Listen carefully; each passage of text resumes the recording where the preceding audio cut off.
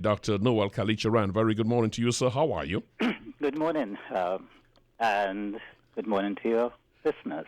It's good to have you here. You joined the University of the West Indies. When was it? Back in 1976. You were a full-time lecturer there in computer science. You became the longest-serving member of the staff there. You also shaped the teaching of computer science in Trinidad and Tobago for several decades, including authoring several internationally recognized computer science books. How did you get involved, by the way, sir, in King Austin's progress that you got up there and decided to put the lyrics up there? Give me the 411 on that.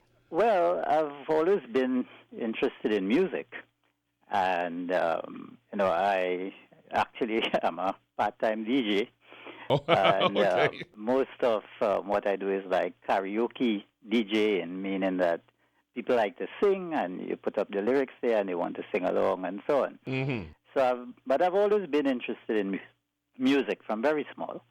And, of course, with technology and the Internet and the ability of computers to do things they couldn't do in the early days, Mm-hmm. the problem started when, sometimes somebody will request a song, and I don't have it, and it's not on the Internet, it's not on YouTube. This is a song. The song is there, but there are no lyrics. So what I decided, with my computer science background and my ability to use software and to create software, Mm-hmm. I figured, well, since it's not there, I might as well do it. And in fact, I started doing it maybe a couple of years ago. And the first one I did was actually Trini Christmas. Mm-hmm. Trini Christmas is the best, because I believe it was around Christmas time. People wanted to sing the song, but of course, most people only know one line. Trini Christmas is the best. And so I did the video for that, the lyric video. And that took me probably an entire day to do one. Mm-hmm. And so I went on from there, looking at songs that the lyrics weren't available with the music. And then I started to think, of course, that is most prevalent in the calypso arena. You can hear the calypsos online, but you hardly ever get the lyrics to accompany them. Mm-hmm. And then I thought, well, what's the best calypso to start with? And of course, Progress came to mind. And so I did it for that. But by that time, I had become much better. Remember the first time when it took an entire day, I was, learning how to do it. But now it might take maybe 2 or 3 hours to do one. So Right. I can do it much faster, but, it's still a lot of time to do one. Well, it's a lot of work you did inside of that, and I'm so thankful that you did. You were also, by the way, our listeners should know, Chief Examiner of the National Training Board at NEHRST and the Caribbean Examination Council. So you dabble a little bit in the arts, and of course your main day job, your focus, is being in computer science. Let's talk about what we were talking about the last time. What is plaguing over 67 countries and is likely to have long-lasting consequences. I'm talking about Zika. The last time we had Brunch, you questioned Zika's link to microcephaly and the money that motivated the linkage. Have you seen any stronger evidence of Zika causing or contributing to microcephaly, or has the information coming forward strengthened your resolve that there is more of a commerce transactional link here more than there is a medical one? Well, if we go back a bit, if you remember, I believe it was just last year, there was this big Ebola scare. Mm-hmm. And, everybody was running around like headless chickens. We have to prepare for Ebola, and, all kinds of things were being put in place. And, where is Ebola now? There is very, little hype about Ebola, Mm-hmm. because, the whole, the drama that we were trying to create, that has sort of fizzled out. And so I believe that what happened then, because the Ebola threat fizzled out, I suspect, and a lot of people do, this was a big blow to the pharmaceutical industry, because, of course, Ebola is no longer a big threat that they made it out to be, so no vaccine was required. So, in other words, it was a business opportunity that went by. Mm-hmm. And then suddenly, after being in existence for, at least it may have been in existence before, but from the time we knew about Zika, I believe it was somewhere 1947, nothing, we heard nothing. Zika was there. It didn't cause any problems until suddenly in 2015, we start hearing how this, dangerous virus has surfaced and it's causing all this damage and so on. So, I still believe that there is the commercial side to it, but apart from making money out of it, I believe it is a distraction. Yes, I want you to make that clear to our listeners because they hear us talking the way we are and they're wondering, well, all right, what does this have to do? What is the suspicion based on? Exactly where you are now is that it is a mask for, you believe, chemicals coming from other things that are used and mean big money to manufacturers. Explain that to our listeners, please. Okay, first, let me just go back a little bit. It was around 2014, because the thing is, this is a complicated story. There are many connections in the story, and it's not only about Zika. I think there are peripheral issues that that we need to know about that you can understand the motivation. I don't know if you know the story of Dr. Andrew Wakefield. But in 1995, somewhere around there, he had, well, actually, I'm saying he had, but he and 12 other scientists had published an article in the Lancet that claimed that MMR caused autism. And, the scientists were some of the world's leading scientists in their field. But then the pressure came from the drug companies for the Lancet to withdraw the article. So they did all kinds of things. They vilified Wakefield and his colleagues. They threatened him. They even had a sort of bogus hearing, and they withdrew his license, his medical license. And they continued to do that for a number of years since that time. And then in 2014, there was a release. Apparently, this doctor from the CDC, who was in charge of the vaccine division, Dr. William Thompson, he became a whistleblower. And so this, over a 10-month period, he communicated with a Dr. Hooker and gave him information that said the CDC has been hiding the data that showed that MMR caused autism. So that for 14 years, the CDC had this data. They were sitting on the data. They knew the truth, but they were, they were feeding the public that vaccines, the MMR vaccine in particular, did not cause autism. So you are saying that the CDC may be sitting on other information, that other toxins is the real reason behind this microcephaly link, behind this Zika connection? No, I'm not. Actually, the information about Zika is pretty much out in the public, and I'll come to that in a bit. But so coming back to this MMR study, so he apparently in his conversations, he said, he couldn't live with it anymore because millions of children were damaged, brain damage from the MMR vaccine in the last 14 years, and they knew that it was a problem, but they did not, and they told the public otherwise. And this is the, I don't know if you've heard of the movie Vaxxed, V-A-X-X-E-D, and the movie is about this story, and it completely vindicates, Dr. Wakefield and, this other scientists who did the original study. In other words, they were completely justified in saying and vindicating in what they had said then. And I believe that this was around 2014-15.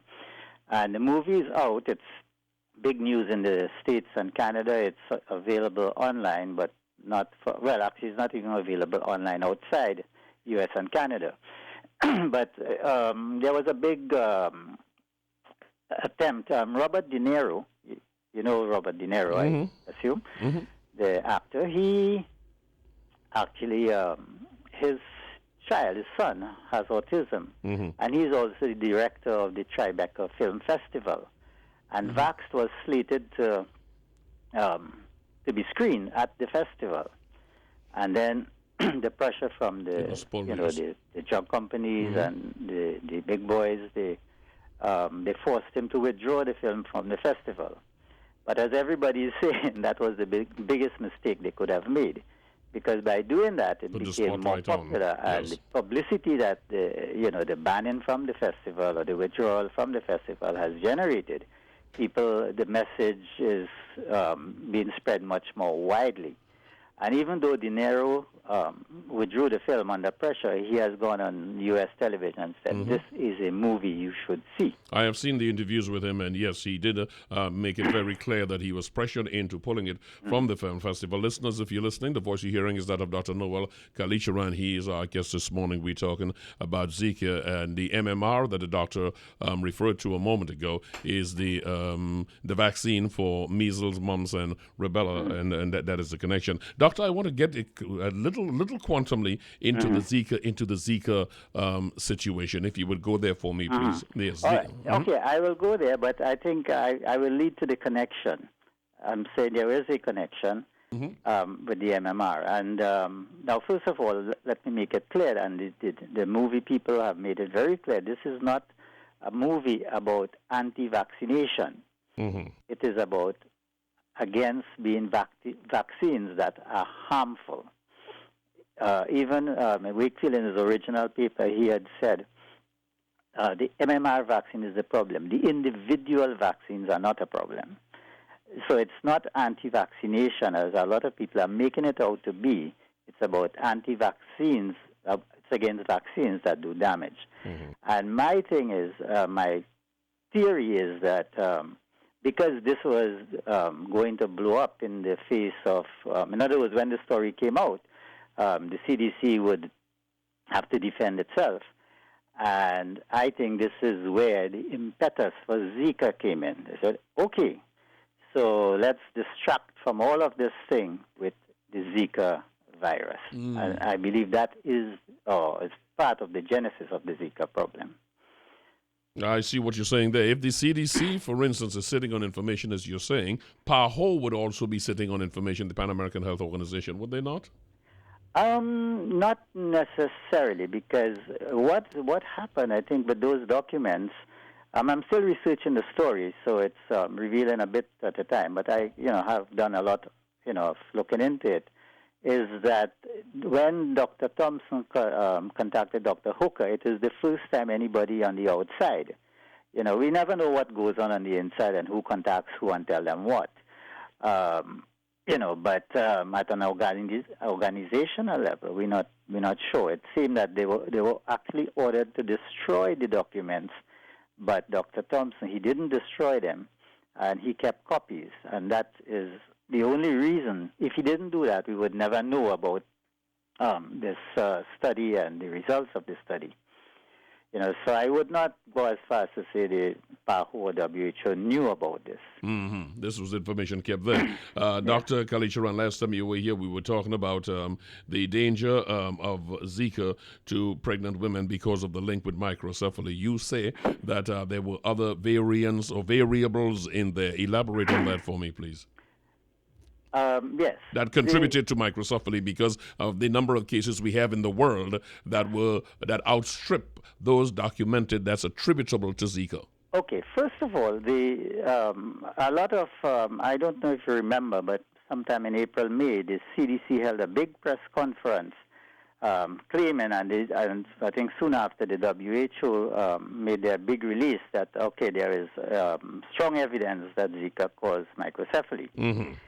And if I went and did the research, meaning I went and looked at the paper that the CDC was talking about, this paper that supposedly said that there was a link. no, they made us believe that they had new evidence. Okay, that in other words, new evidence suggests that Zika causes microcephaly. Now, nothing could be further than the truth. There was no new evidence. And just to mention, the press conference that the CDC held was held at 11 o'clock. And at the press conference, they told the press that were gathered there and whoever was listening, I think people could have listened online, and so on. But they said, when people asked, well, where's the paper? They said, well, the paper will be released at 5 o'clock this afternoon. In other words, you hold a press conference to discuss a paper or findings in a paper, and you haven't made the paper available to the people you are going to be talking to. So, of course, the people can't ask questions and so on. But I think that was the idea. They didn't want people asking questions. Because if you look at the paper, there are so many holes in the paper. And I was actually highlighting things in the paper as I went along, things that, didn't make sense or it was questionable. They were talking about there was a 1% link, and they used this 1% link to say there is a link, that kind of data. But the point I also want to make is that there was no new evidence. Now, what they did was, and this is what the CDC does, they reanalyzed old data. Now, as those of us in the know, we know what the CDC does. What they do, if they analyze data and they see an effect that they don't like, for example, in the MMR case, they saw a great increase, or the incidence of autism was higher in African-American boys. So what they did, well, they took the African-American boys out of the study, so they don't appear in the data, so then the data becomes weaker to showing that the vaccine causes autism. But that's what the CDC does. If they see an effect they don't like, they reanalyze the data, and the effect goes away.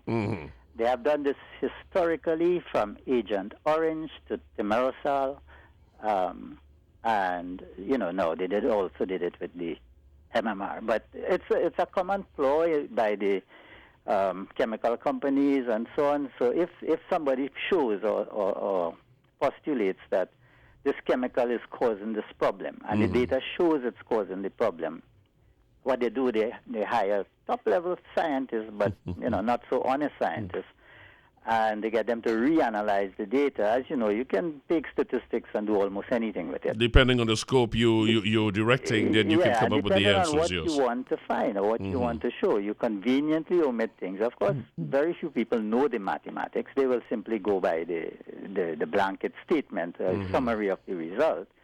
But when you look into the data, you see something totally different. I'm looking at the time we have available, Doctor, and trying to speed this along. I do want to get into something that also screamed in the headlines in March of this year, where GBS, which is a disorder in which a person's own immune system damages their nerve cells, causing muscle weakness and sometimes paralysis. And the headline screamed, first evidence Zika may cause temporary paralysis. Speak to us about that. Is that still a fair? Yeah, I had written an article on that, and my suspicion was that Zika was being set up for what I call the GBS fall. Now, we've known a long time that I just quote something from what I had written. What is compelling is the incontrovertible evidence that the swine flu and HPV vaccines, that's things like Gardasil, have caused GBS in many patients. In other words, if you go on YouTube, for instance, you can see people giving their testimonials. You can go into the scientific literature, and you have all the evidence that you want. In December 1976, the U.S. government suspended the administering of swine flu vaccines after reports of at least 54 cases of GBS across 10 states. In 2003, the Institute of Medicine concluded that the evidence and they never come out and say these things in a strong language. They'd say favored acceptance of a causal relationship between the 96 swine influenza vaccines and GBS in adults. So I I don't know if Zika will cause GBS, but what I suspect is that the Zika vaccine may cause GBS. And I think all this is just propaganda. It is, setting the stage for when the Zika vaccine, if and when it comes, actually causes GBS. They will blame poor Zika. Zika can't defend itself. They say, well, Zika is the problem. Didn't we say that all along? So there's too much evidence, well-documented evidence that GBS is caused. And, of course, GBS is not caused. It's not that it's a new disease. It's been, it's prevalent all along. Guillain-Barré syndrome, yes. Yes, and people, and we know some of the reasons for it. I don't think anybody knows all the reasons. Now, saying the swine flu vaccine and Gardasil cause GBS, okay, we know that's true now, but we can't conclude that the Zika virus will cause or won't cause GBS either. But the evidence and my feeling is that, and because this is historically how they operate, they look for evidence to blame something else rather than the real causes. And you talked earlier about the chemical companies. For example, in the U.S. annually, there are 25,000 cases of microcephaly every year. Now, that is 68 cases per day if you average it. And again, the causes are well known. It's an insult to the fetus, and it's caused by chemicals and pesticides and all these things. But they can't admit that, because then you put question marks on a lot of big companies in the U.S. So you have to find something to blame. And as I said, before anybody heard of Zika, there were 68 cases per day.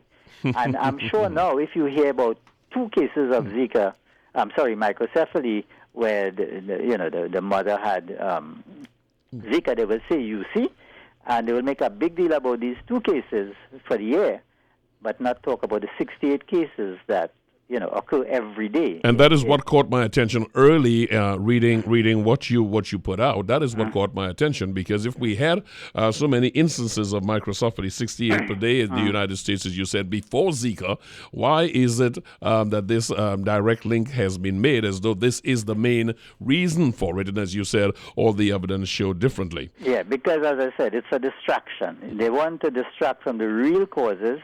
Remember, the U.S. economy is run by the big food companies, the big drug companies, and the big chemical companies. And you cannot, it cannot be seen that these companies are causing all these problems. So you expect very soon that we will have a vaccine for it, and there's going to be big money in it? I'm not sure. They keep saying it's in development, but I hope it goes the way of Ebola, that it just fizzes out. That way the world does not pay for hype. Yes. Is that what you're saying? And the thing is, I like to look at the evidence and see where the evidence goes. I don't decide beforehand what the evidence should show. For instance, in the WHO, when they were talking, they say, well, it wouldn't be long before this causal link is established. Now, that is deciding beforehand what you're going to find. What you need is to be able to say, well, we'll look at the data and see what it tells us. Well, one of the things that we find out very early, Doctor, in the last 3 minutes we have, one of the things we found out very early is follow the money, and it will normally take you. Well, that is true, but I would also say follow the evidence. Yes. Now, there's all the evidence, and for instance, in Colombia, there are 12,000 women. And this was studied, printed in one of the mainstream press.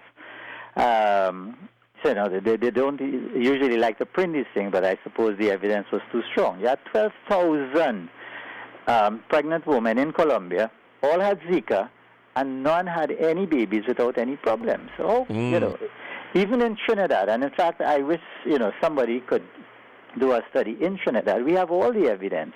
At least we can start gathering the evidence. I believe they say we have 150-odd pregnant women with Zika. Okay, let's follow them and see what happens. How many of their babies get microcephaly, if any, and so on. So we can actually do that.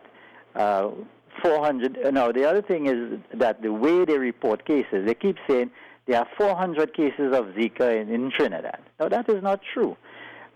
Over this, 8 months or so, 400 people got Zika, but probably none or one or two have Zika at the moment.